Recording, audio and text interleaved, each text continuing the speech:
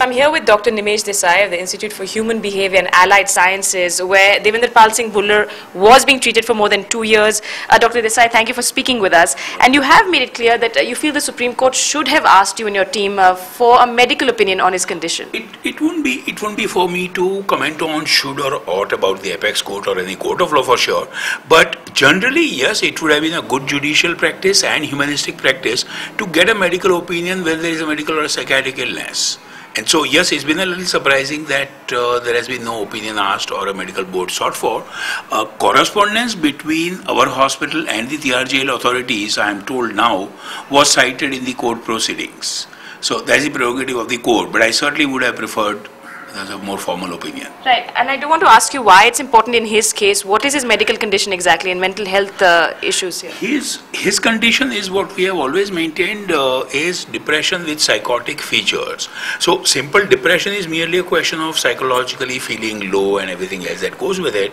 Sometimes depression goes with psychotic features like hallucinations and delusions where a person is not in contact with the external reality. The Delhi government has right now constituted a board. It's asked for a medical board to be constituted to look into Devender Pal Singh Bhullar's mental health. Is your team part of that? Have you been asked to be part of that? We indeed got a copy of that order, a letter from the prisons to the Home Department asking the Health Department to set up a board. And so, as per my conviction and our collective belief at the hospital, we took the initiative to write to the Health Department, our authorities, and say there could be any option that you exercise and we'll follow.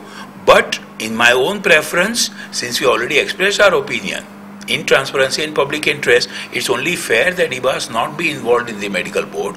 Let it be an independent external board. What one is looking for here is not one opinion or one agenda point. What one is looking for is a due process being followed, law, humanistic principles and judicial, both in a given case and as a process to be set up. Okay. And I don't want to ask you finally, we've heard a lot about his mental health. Apparently he did try to commit suicide or he had suicidal impulses.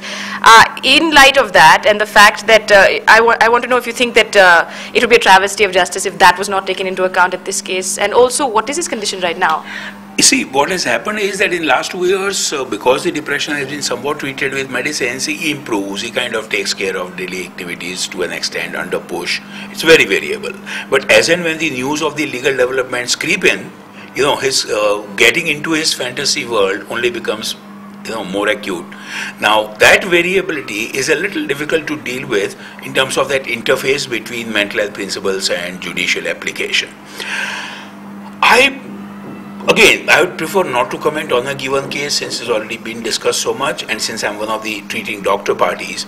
But yes, internationally, I think there's been very good experience and documentation, especially in the US of A and Europe, US of A particularly, that people on death row, when they have a serious or a moderate mental health problem, the entire situation of what should take precedence, the humanistic principle for mental health or the judicial execution, is an extremely vexed one.